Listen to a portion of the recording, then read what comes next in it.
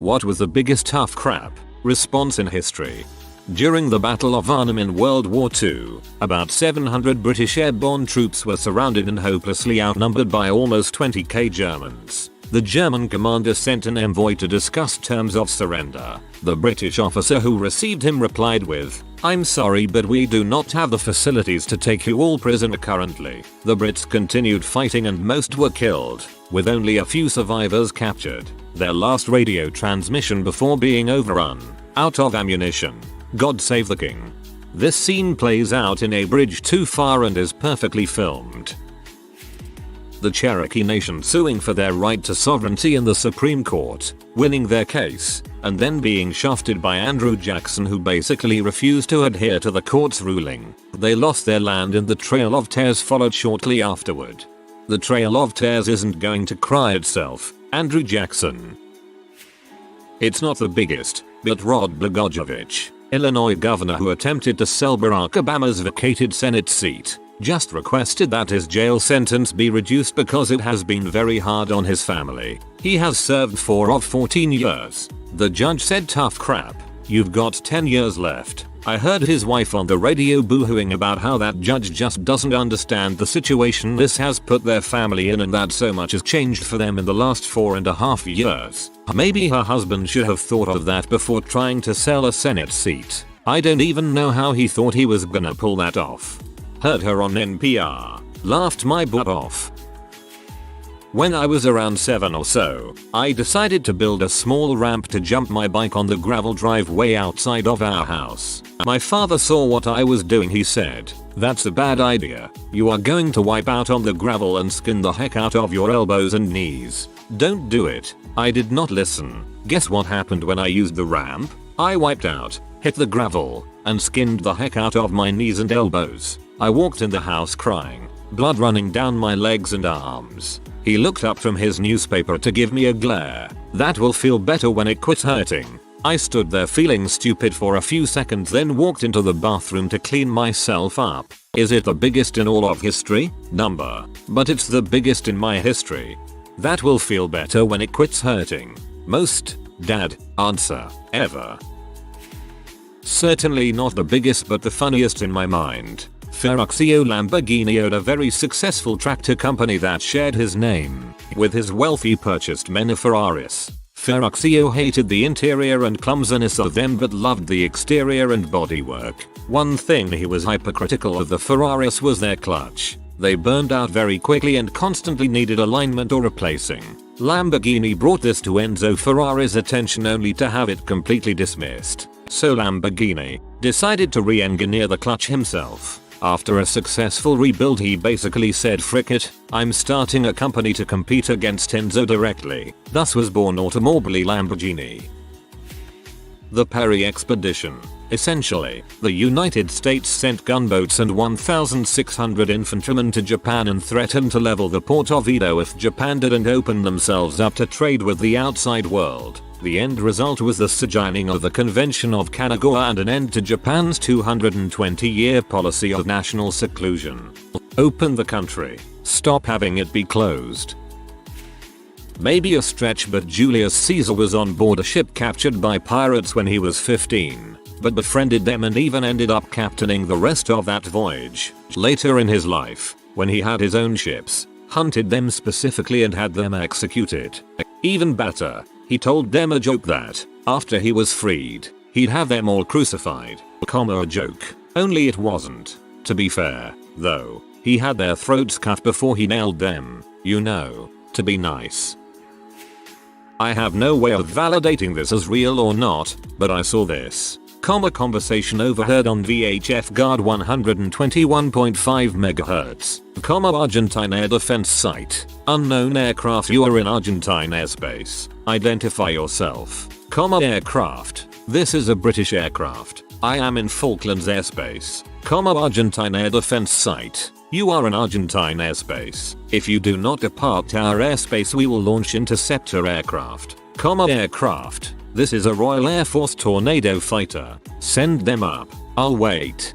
Argentine air defense site. Total silence. To the consternation of our friends on here from down under, that Britain decided to send its criminals and undesirables to Australia as punishment. Oh, you stole a book? Well, tough crap. We're sailing you 10,500 miles away to live in a land where everything seems out to get you. Joke's on them though. Land of sunshine and beaches. Apparently the average white Australian in the 1800s was in far better health and grew taller than their British counterpart. From memory we all leveled out post World War II. For example, Australian troops in the Boer War needed to be 5 ft 7 while Britain was 5 feet 3. This was, I think, during the US nullification crisis in the 1830s. South Carolina threatened to secede due to the Tariff of 1828/1832. They, fronted by John C. Calhoun, pretty much complained to Andrew Jackson. Jackson pulls a capital FU and goes, "If Calhoun threatens to secede his state from the Union, I will secede his head from the rest of his body." I think the quote was unverified, but it honestly sounds like something Jackson would do. Jackson was a bad mother. The United States' response to the French asking for help in their revolution. They sent ship after ship full of men to help us fight the English. When they asked us to return the favor, we basically told them we couldn't get involved in another country's affairs. Not only that, we said that the crap ton of money we owed the French wasn't owed anymore when the Republic formed, leading to the Quasi-War. Probably when the mayor of Atlanta wrote Sherman, saying something to the effect of, "We only have women, elderly and children here, please spare the city." Sherman was like, "No fam, I'll be there in 3 days." Despite the fact that post-war Confederate sympathizers blame Sherman alone for the destruction of Atlanta, much of the damage to the city came from General Hood burning military facilities and ammunition dumps as the Confederate retreated from the city. To the German commander, "Nuts," the American commander, the reply by the besieged Americans to the Germans who were asking them to surrender during the Battle of the Bulge. The Highway of Death attack in Iraq by coalition forces. Other European nations accuse the US of participating in a turkey shoot against a retreating enemy. US said they would have fought another day. Attacking retreating forces isn't prohibited, only surrendering lawful combatants. First Opium War 1839 to 1842. The United Kingdom supplied China with opium. China became alarmed over the amount of opium addicts. They were also unhappy about the amount of money flowing out of its country and into the UK, so they, rightly, banned opium. They seized 20,000 chests of opium and blocked foreign trade. Rather than respecting China's wishes, the UK simply used their navy and gunnery power to inflict a quick and decisive defeat, a tactic later referred to as gunboat diplomacy. China then had to pay large compensation, create a free movement zone so the UK could come and go as they pleased, and they had to give the UK Hong Kong Island. TLDR. Trying to protect your country from drug addiction, tough crap. That's why we have armies, to enforce our will. I was always fond of Frontenac's response to Phipps' order to surrender in the 1690 Battle of Quebec. I have no reply to make to your general other than from the mouths of my cannons. V. Victus. Rome was buying off some barbarians, and when they thought the scales that were being used to weigh the tribute were imbalanced, causing their tribute to be overpaid, the conquering commander threw his sword on the scales and said this: "It means, woe to the vanquished, and it is in the feminine form for extra salt on the wound." President Reagan's response to the Professional Air Traffic Controllers Organization when they illegally went on strike in 1981. TLDR. He ordered them all to return to work in 48 hours. About 10% did. He fired the rest as promised.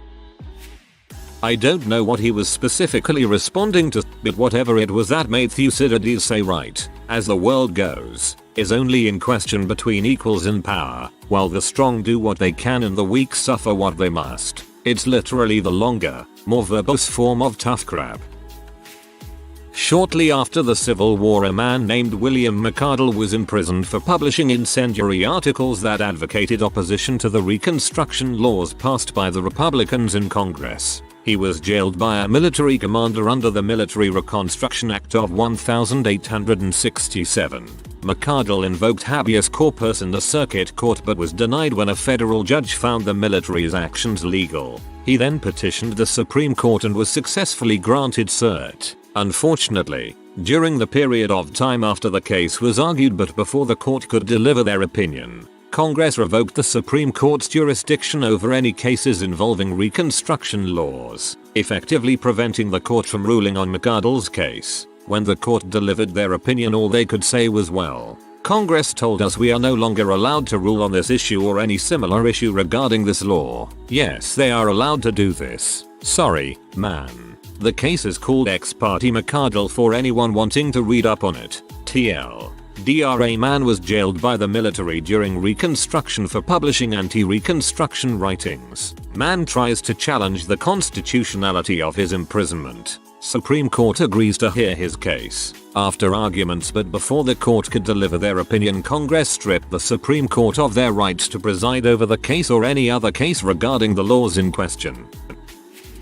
Constantine's response to Mehmed at the Battle of Constantinople. Mehmed knew he would have to pay a pretty heavy price if he wanted to win against Constantine, so he made an offer to allow Constantine to surrender and become his puppet. Basically, Constantine's answer was this: "To surrender the city to you is beyond my authority or anyone else's who lives in it, for all of us, after taking the mutual decision, shall die out of free will without sparing our lives. Or more simply, frick you, come get us." Constantine 11 was hardcore.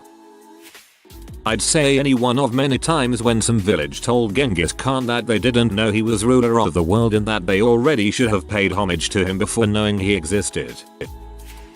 John Rabe. He was a Nazi diplomat who saved 250,000 civilians during the Nanking massacre by telling the Japanese troops they were under the protection of the Reich. I mean, he only managed a delay but it let them escape. General Sherman.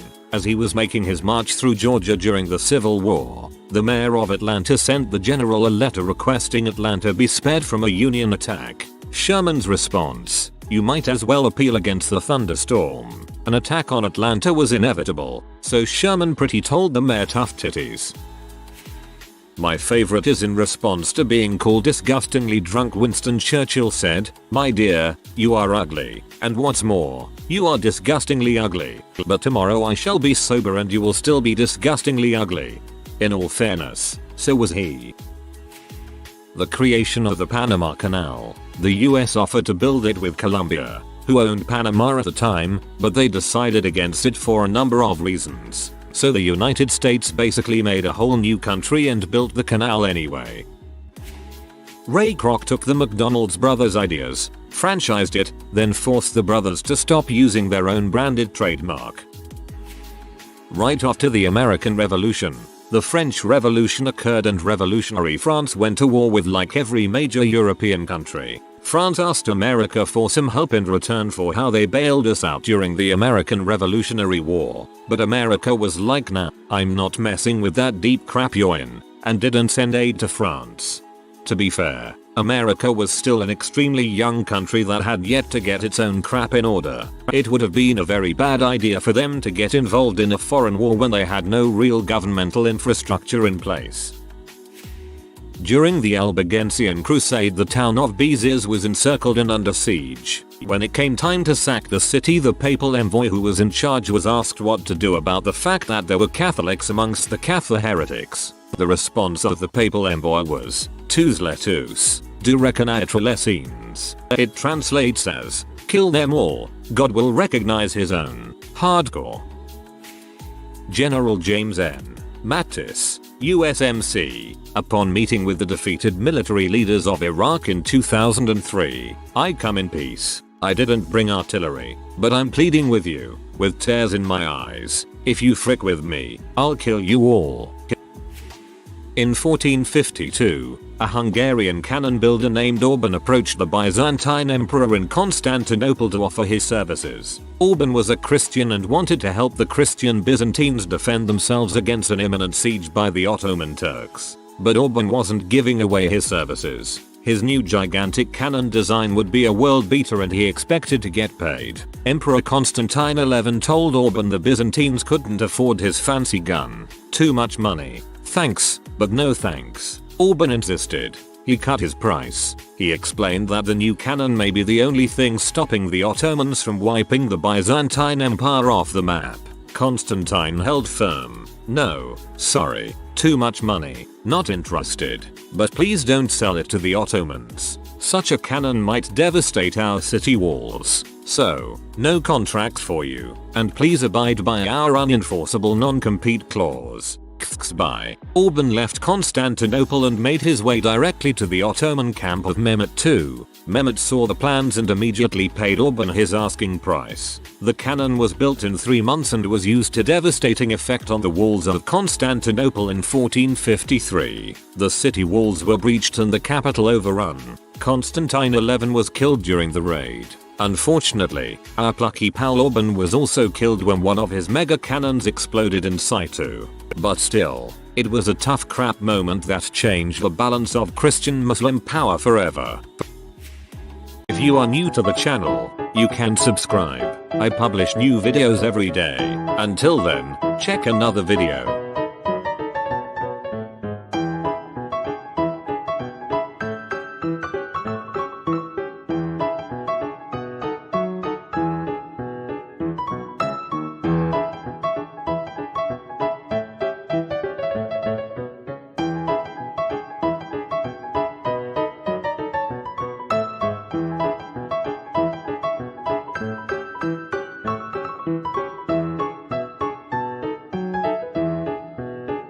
Bye for now.